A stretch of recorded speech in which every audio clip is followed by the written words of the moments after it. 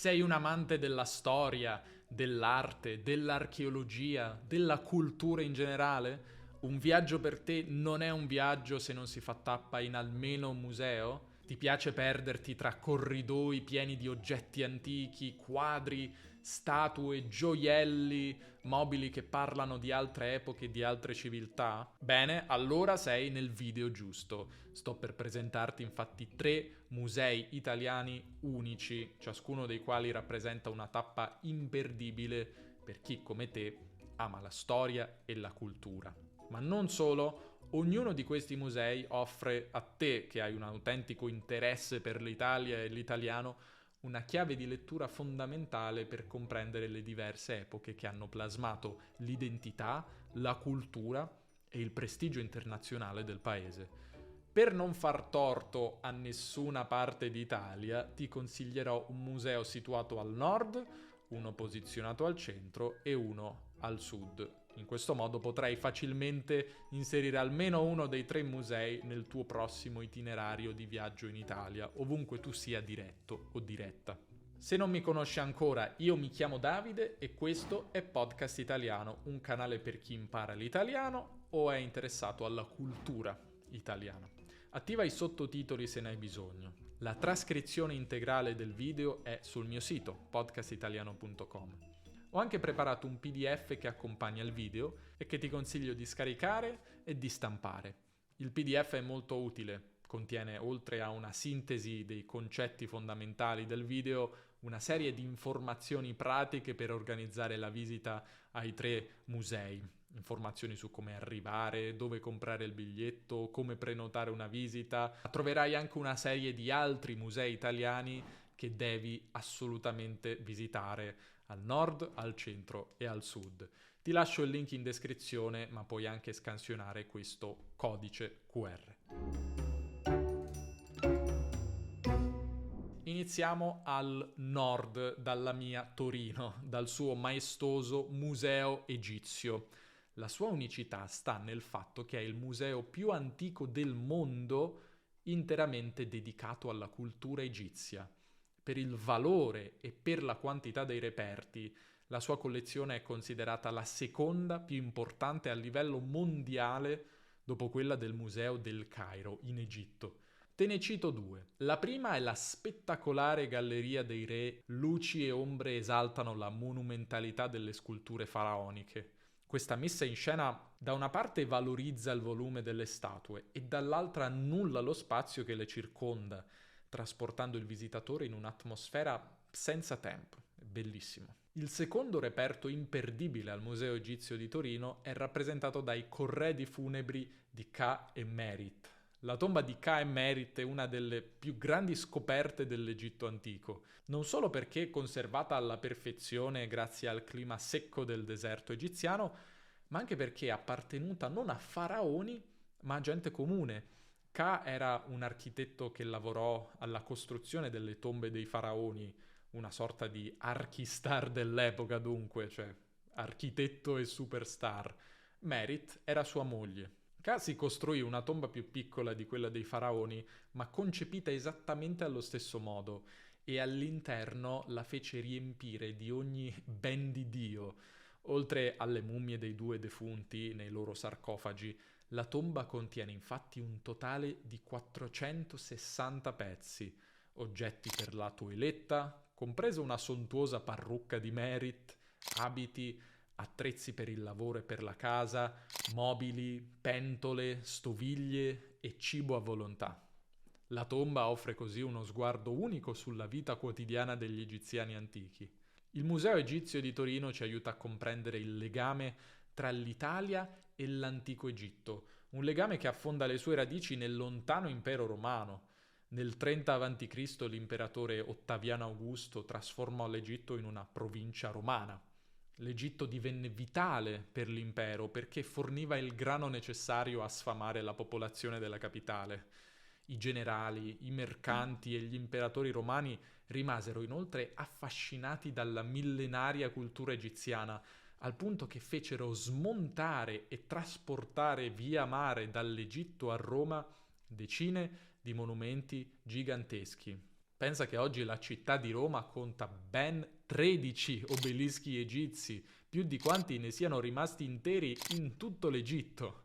Il Museo Egizio di Torino racconta però non la storia della Roma imperiale e del suo legame con l'Egitto, ma una storia più recente, quella di Casa Savoia, dinastia regnante nell'Italia unificata e del XIX secolo. Il museo è la dimostrazione materiale di come le più potenti famiglie italiane abbiano usato il collezionismo, l'arte e l'archeologia, sia nazionale che internazionale, per legittimare il proprio potere culturale in Europa.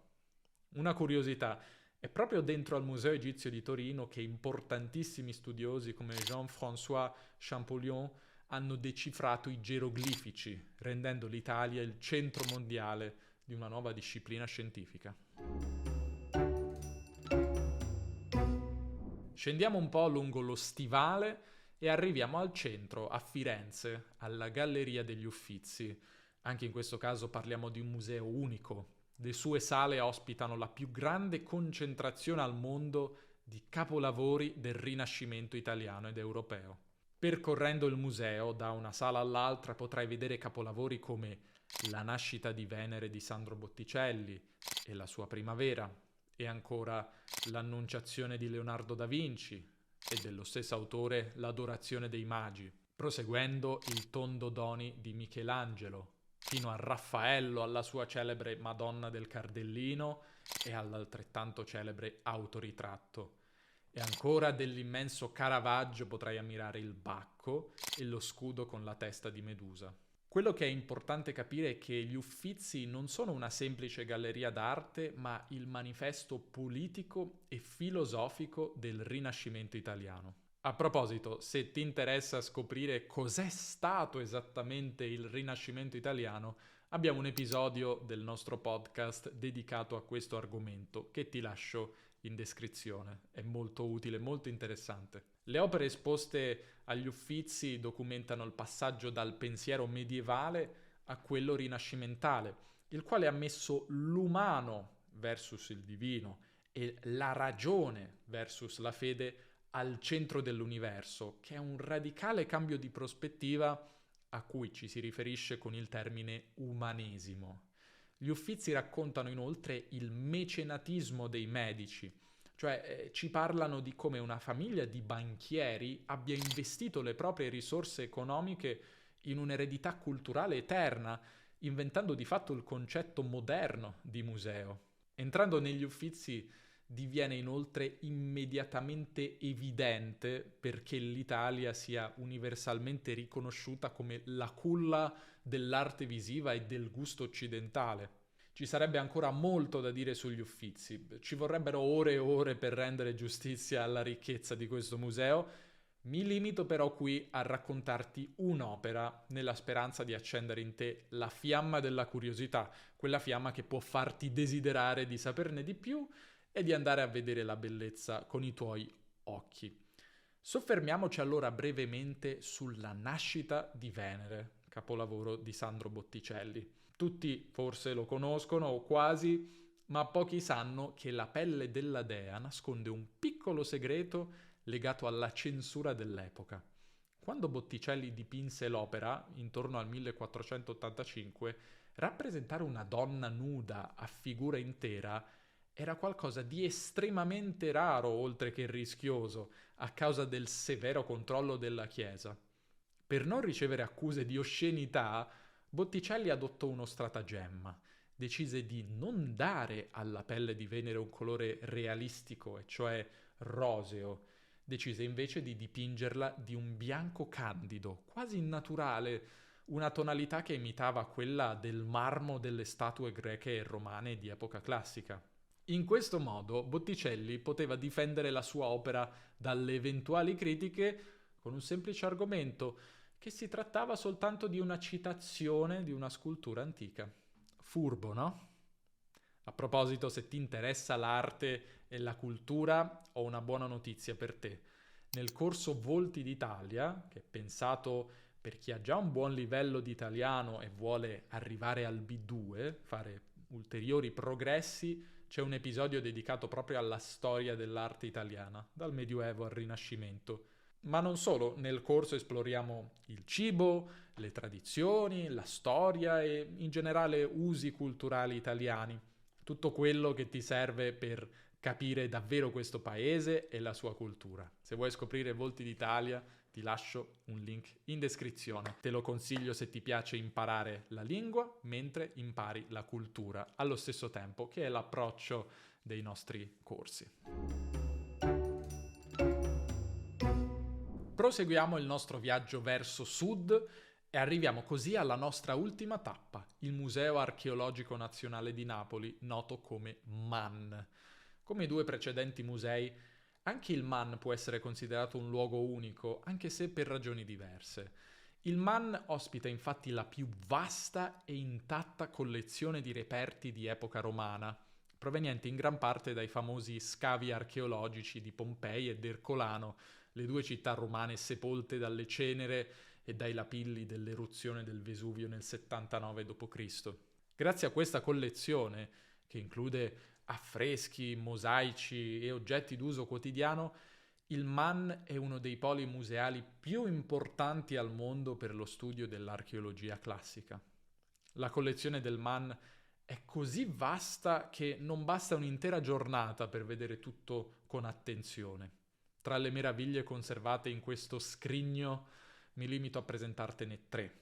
La prima è il celebre mosaico della battaglia di Alessandro contro Dario, che pavimentava la lussuosa casa del Fauno dalle monumentali dimensioni, misura circa 6 metri per 3, composto da circa 1,5 milioni, pensa, di minuscole tessere e che narra il trionfo di Alessandro Magno, ritratto a cavallo, senza elmo e con lo sguardo fiero rivolto al nemico, contro Dario III, rappresentato sul suo carro da guerra, visibilmente terrorizzato mentre assiste alla fuga disperata del suo esercito. Al MAN è inoltre possibile ammirare la colossale collezione farnese di sculture, provenienti per lo più dalle terme romane di Caracalla, che include capolavori come il Toro Farnese, il più grande gruppo scultoreo dell'antichità classica arrivato fino a noi, l'Ercole Farnese, ritratto mentre si appoggiava alla clava dopo le fatiche, l'Atlante Farnese, il titano che sorregge il globo celeste.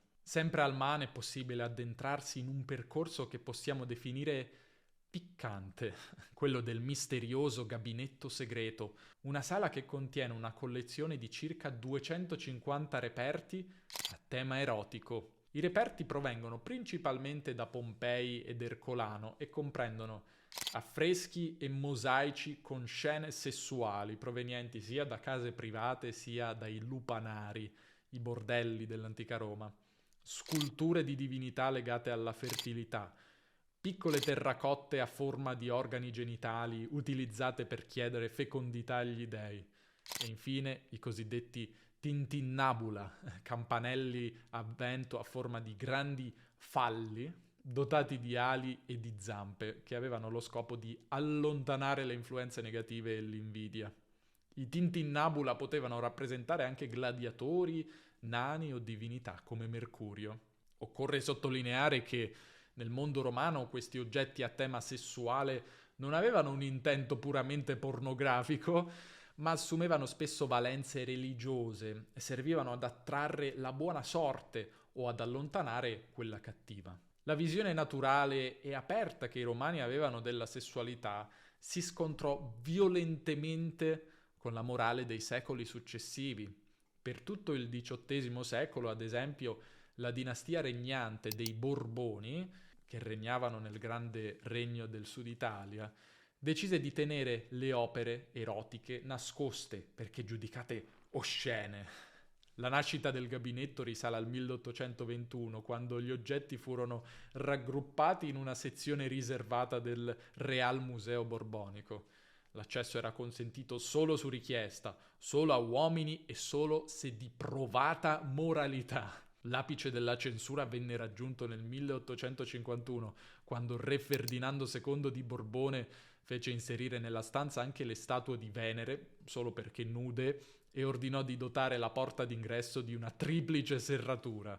Fu necessario aspettare Giuseppe Garibaldi per riportare alla luce l'arte censurata nel gabinetto segreto. Nel 1860 Appena entrato a Napoli, Garibaldi ordinò di scassinare le porte e di rendere la collezione di nuovo accessibile a tutti.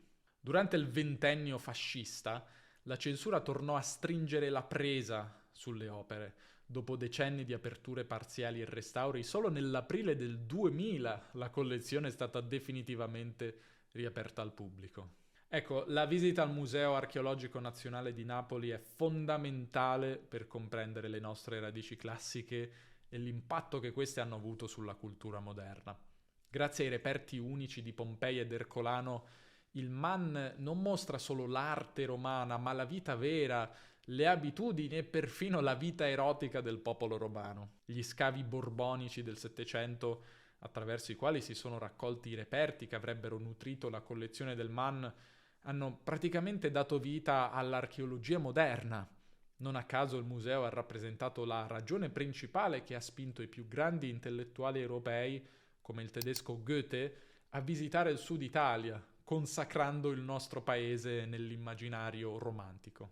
Bene, se con questo video ti è venuta voglia di visitare uno dei musei, o tutti e tre, nel PDF che ho preparato troverai informazioni utili per organizzare la tua visita. E nello stesso PDF troverai anche una sintesi dei concetti fondamentali del video e anche una serie di altri musei che ti consiglio assolutamente di visitare al nord, al centro e al sud. Ricordati dunque di scaricarlo dal link in descrizione oppure scansionando il codice QR che ti lascio qui a schermo. E ora dimmi, quale museo ti ha incuriosito di più? Quale reperto? Perché? Hai già visitato uno di questi musei? Ne consiglieresti altri ad altri studenti di italiano? Raccontamelo in un commento. A presto, ciao!